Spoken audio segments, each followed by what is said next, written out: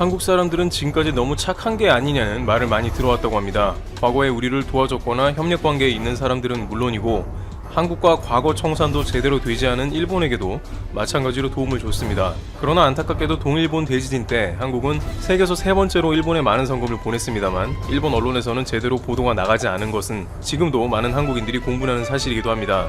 순수한 마음에서 도와줬지만 결국엔 한국에 진심으로 고마워한 나라는 많지 않았기 때문입니다. 또한 경제적인 도움은 한국 말고도 다른 나라도 줄 수 있으므로 그러한 면도 있었을 것입니다. 그런데 이번에는 세계적인 위기 속에 오직 한국만이 자신의 나라를 도와줘서 제대로 인상을 남긴 사례들이 나옵니다. 특히 우즈베키스탄에서는 다른 나라와는 달리 한국 정부의 주선으로 처음으로 해외로 파견된 의사가 있습니다.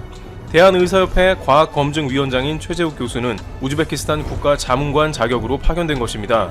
이것은 우즈베키스탄 정부가 현재 유럽의 사태가 매우 위중해졌고 자국조차도 그러한 위기에 휩싸일 것을 우려하여 한국 정부와 협력하기를 원하는 가운데 특별히 정부에서 국가자문관을 파견하는 조치를 취했습니다. 우즈벡은 완전 외국인으로부터 폐쇄가 되었으므로 한국의 최재욱 교수는 특별 절차로 입국을 했으며 우즈벡 현지에서 매일 현지 보건부 장관과 더불어 주요 인사와 함께 매뉴얼을 만들고 현 사태에 대응하는 일을 진행 중인 것이죠. 그런데 우즈베키스탄 정부는 놀랐습니다. 자신들이 도움을 달라고 요청한 지 불과 일주일 만에 한국에서 최 교수를 파견하여 보건 노하우를 알려준 것에 대해 매우 큰 감사를 연신 전하는 모습이었습니다. 누구도 자신들을 도와줄 수 없고 이런 위중한 상황에 선뜻 나서지 않았지만 한국에서 빠른 시간 안에 자문관을 보내준 것에 대해서 우즈벡 부총리는 이제 누가 진정한 친구인 줄 알겠다며 대한민국을 진정한 우방으로 말하는 모습입니다. 일각에서는 이것이 단순히 경제적인 지원이 아니고 사람의 생명까지 구하는 일이 될 수 있기 때문에 이번에 한국의 각국을 돕는 것은 굉장히 큰 의미가 있다고 전하고 있습니다. 마치 한국이 6.25 때 참전한 에티오피아나 콜롬비아 등을 기억하면서 지금에 와서 진단키트나 방역으로 갚은 것처럼 각국에서는 매우 각별하게 이것을 기억하여 결국에는 한국의 큰 보답으로 돌아올 것이라는 점입니다. 한미 간에도 방위비 논란이나 약간의 불협화음이 있는 가운데 미국은 다른 때보다도 크게 한국에 감사를 표하고 있는 모습입니다. 15일 폼페이오 미국 국무장관은 성명을 내고 미국은 한국이 총선을 성공적으로 치른 걸 축하한다고 밝혔습니다. 그는 이날 트위터에 미 연방재난관리청이 진단키트 수십만 개를 구매할 수 있게 해준 한국에 감사한다면서 파트너와 동맹은 함께한다고 밝혔습니다.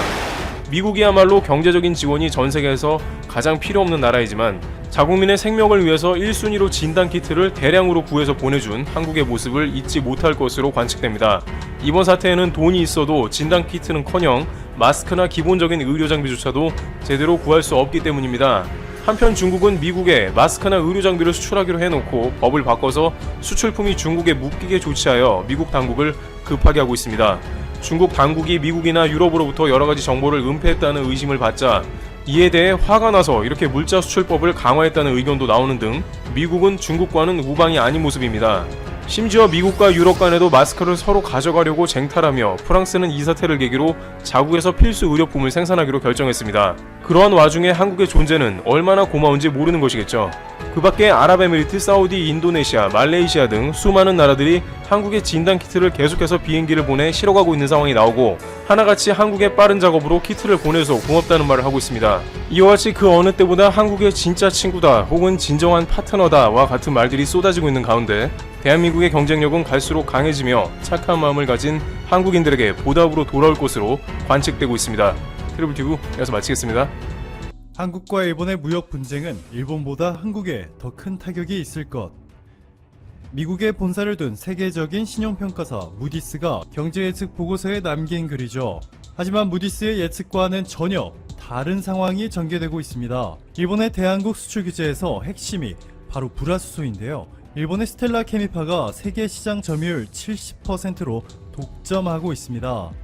이 회사는 어떻게 되었을까요? 한국에 수출을 안 하는 것이 아니라 이제는 못하게 된 일본의 세계 1위 불화수소 회사 스텔라 케미파가 최근 충격적인 실적을 발표하였습니다. 일본 회계연도 기준 2020년 2분기, 즉 정확하게 일본의 수출 규제를 시작한 날짜인 7월 1일부터 10월 31일까지 실적을 공개하였는데요.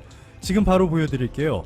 영업이익이 1억 4,800만엔, 하나로 15억 6,700만원을 기록하였죠. 지난해 같은 기간과 비교해보면 거의 10분의 1 수준으로 폭락도 이런 대폭락이 없었습니다. 더욱 충격적인 것은 매년 7월부터 9월까지가 스텔라 케미파의 실적이 항상 가장 좋게 나오는 계절 특수 기간이었음에도 이렇게 실적이 급감해 버렸다는 것은 매우 심각한 일이죠. 즉 이번 실적 발표로 그동안 일본 극우 언론들의 주장이 얼마나 거짓된 것이었는지 들통이 난 것입니다.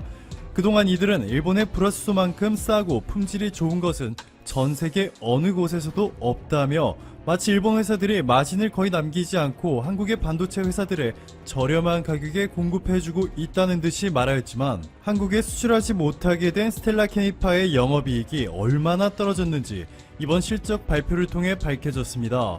일본이 얼마나 높은 마진을 남겨가며 그동안 한국의 반도체 회사들의 고순도 브라스소를 팔아왔는지 세상에 공개된 것이죠.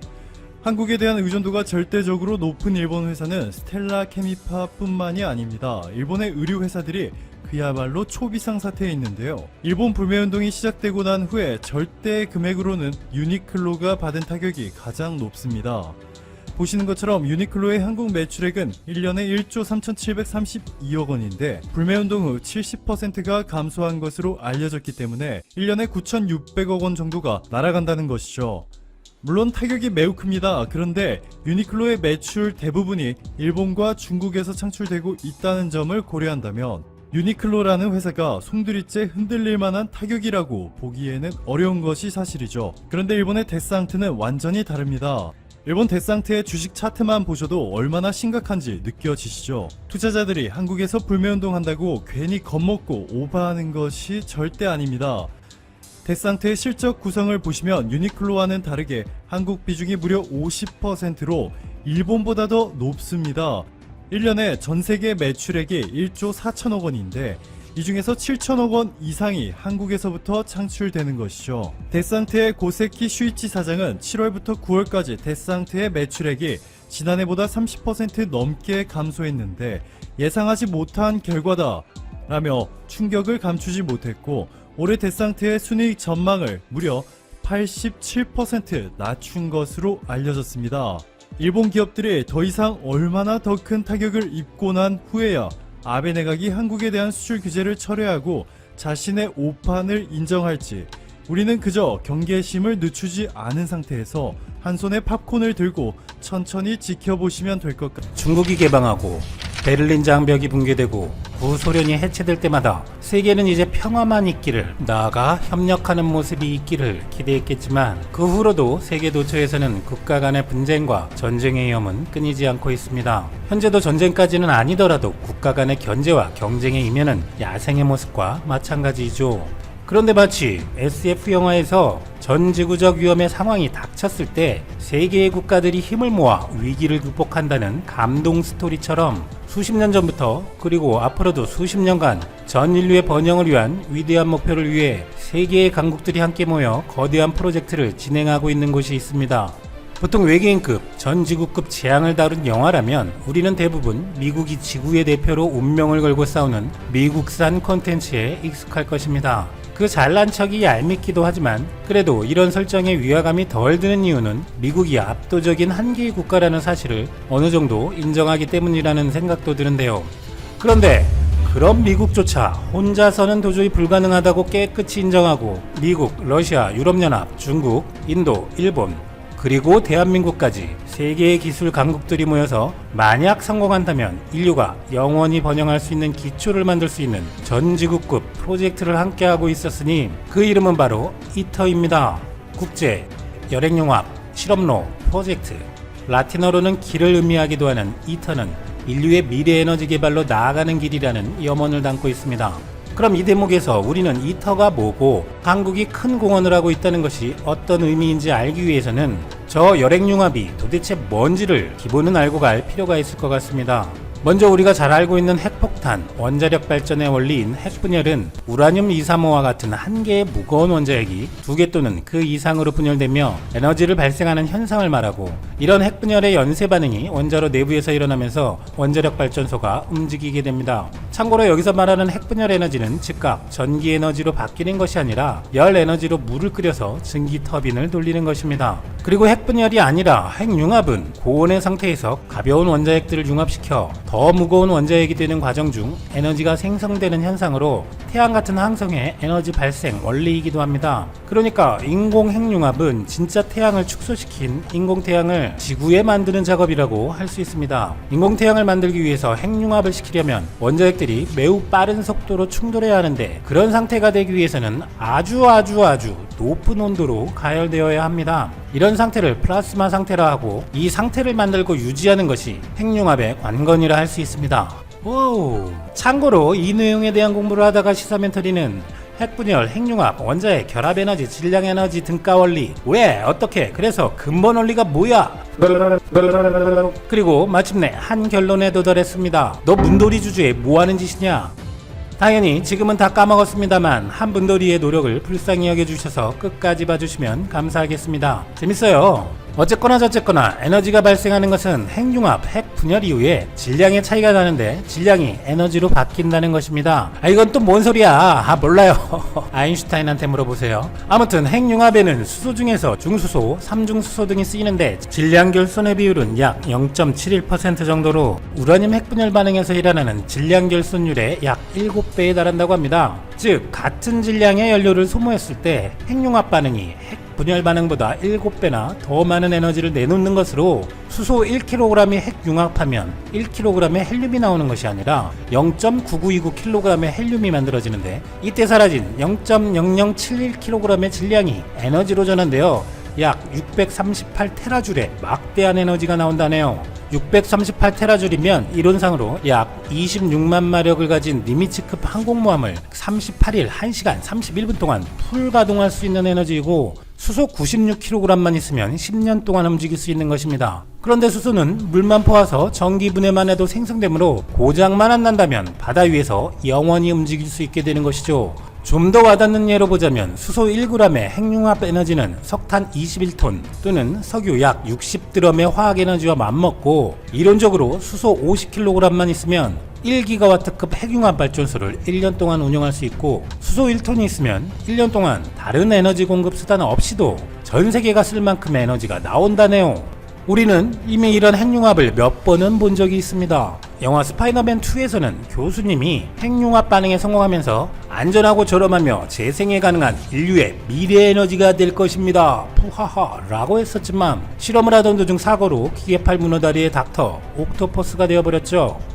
그리고 한국에서 유독 대박을 터뜨려 도대체 그 이유가 뭐냐는 의문을 품게 한 영화 인터스텔라를 많이 보셨을 것입니다. 인터스텔라의 프로듀서 린다 옵스트는 유독 한국에서 흥행한 비결에 대해 인터스텔라는 국가마다 흥행의 차이가 있는데 관객이 어떻게 과학을 받아들이냐에 따라 다르다. 한국은 과학기술이 발전하면서 상당히 똑똑한 관객들이 많아 영화가 흥행했다고 생각합니다. 과학에 대한 공포감은 영화를 제대로 즐기지 못하게 하는데 남미의 경우 과학영화보다는 때려 부수는 영화가 선호도가 높은 편이라고 하면서 한국인들의 국뽕 감성을 자극하게 했었죠.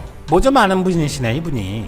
그 인터스텔라에 나오는 끝내주는 우주선 인듀어런스호 메인 엔진 모듈과 레인저호도 핵융합 발전이 에너지원이었습니다. 어쨌거나 닥터 옥토퍼스가 핵융합으로 세계를 지배하려 하고 우주선 내부에서도 쓴다는 설정을 할 수 있도록 하는 핵융합의 장점은 첫째, 그 재료가 넘친다는 것입니다. 경수소가 아닌 중수소만 따져도 바다에 약 22조 6,500억 톤이나 있고 여기서 얻을 수 있는 에너지는 2018년 기준 전체 인류의 에너지 소모량 약 20테라와트를 200억 년 동안 감당할 수 있는 양이라고 합니다. 또 미래의 인류가 우주에 진출한다면 수소는 우주 전체에서 가장 흔한 원소이기 때문에 예를 들어 목성과 토성에서 채집할 수 있는 수소양은 차원이 달라서 전 인류가 태양계가 멸망할 때까지 에너지 걱정이 없게 된다네요. 두 번째, 매우 높은 안전성. 핵융합 발전은 원자력 발전소와 달리 대형 사고 발생 위험이 전혀 없는데 쉽게 얘기하면 핵융합 발전소보다 집에 있는 가스레인지가 더 위험하다고 하네요. 이는 핵융합 발전은 현행 핵분열 발전과 달리 사고 발생 시 문제가 되는 연쇄 반응, 즉 핵폭발과는 원천적으로 아무런 관련이 없기 때문입니다. 극소량의 수소를 필요할 때마다 융합로에 조금씩 투입해서 연료를 보충하는 방식으로 연료인 수소는 앞서 얘기한 플라스마 상태로 반응로에 가둬지는데 수소 플라스마는 밀도가 매우 낮아서 부피당 열 에너지 수용량도 지극히 낮기 때문에 핵융합 반응 제어에 실패해도 자기가 알아서 식어버리기 때문에 대형 참사가 발생할 일은 전혀 없다고 합니다. 참고로 현재 핵분열 발전의 경우는 원자로에서 연료가 방치될 경우 스스로 열을 발생시켜 온도가 상승하고, 만약 냉각이 지연될 경우 바로 멜트다운 후 방사능 사고로 이어지게 되는데, 원전의 수명이 다 되어도 남은 연료가 식을 때까지 긴 시간 동안 냉각을 해야 하는 것이 현재 핵분열 발전소이고, 실제로 원전 사고들의 대부분은 냉각이 제대로 이루어지지 않아 발생한 사고들인 것입니다. 셋째, 매우 높은 환경 친화성으로 유해물질을 거의 발생시키지 않습니다. 핵분열 후 생기는 생성물 자체가 방사능 물질인 핵분열 발전과는 달리 핵융합 발전의 반응 생성물은 헬륨이며, 헬륨은 풍선을 만들어 팔아도 문제가 되지 않을 만큼 안전하다고 하네요. 물론 나오는 양도 매우 적기도 하지만요. 한편 이렇게 핵분열 방식보다 훨씬 대단한 핵융합 연구는 1939년 태양의 에너지원이 핵융합 반응이라는 것이 규명된 것으로 시작되었습니다. 그 이후 20여 년간 각국 정부는 성공시키면 참 좋은데 내 입으로 말할 수도 없고 라면서 핵융합 반응이 수소폭탄의 원리와 관계가 있다는 점에서 각자 비밀리에 연구를 진행했지만, 무기로서의 핵융합 기술이 아닌 전력 생산을 위한 핵융합 기술은 거의 몽상에 가까웠습니다. 그 이유는 핵융합을 이용해 전력을 생산하기 위해선 초고온의 플라즈마 상태를 유지하면서 안정적으로 가두는 것이 필수적인데, 발전은커녕 플라즈마를 1초 이상 유지하기도 힘들었기 때문입니다. 여기서 고온의 플라즈마를 전자석으로 가두는 방식이 중요한데, 미국은 1951년 긴 나선형 모형의 전자석 방식인 스텔러레이터 방식을 처음 발명했었고, 한 해 늦은 1952년 소련은 자기장방이라는 뜻의 도넛 모형의 전자석을 설치한 토카막 방식을 개발했습니다. 이때도 우주에 누가 먼저 가냐는 문제처럼 양국의 기술 경쟁은 치열했습니다. 그러던 1958년 소련이 엄청난 발표를 합니다. 소련이 발표한 토카막 방식의 장치가 당시 수준보다 10배나 높은 1000만도의 온도를 달성해 세계를 놀라게 한 것이죠. 그 이후부터는 핵융합 연구는 도넛 형태의 토카막 장치가 주역이 되었습니다. 그리고 1980년대까지 핵융합 연구는 미국, 소련, 유럽의 일부 국가, 일본 등 소수 과학 선진국들만이 독자적으로만 진행하던 연구였습니다. 그런데 1985년 미소 정상회담에서 소련의 고르바초프 서기장이 레이건 대통령에게 핵융합 에너지에 대한 공동 연구를 제안했던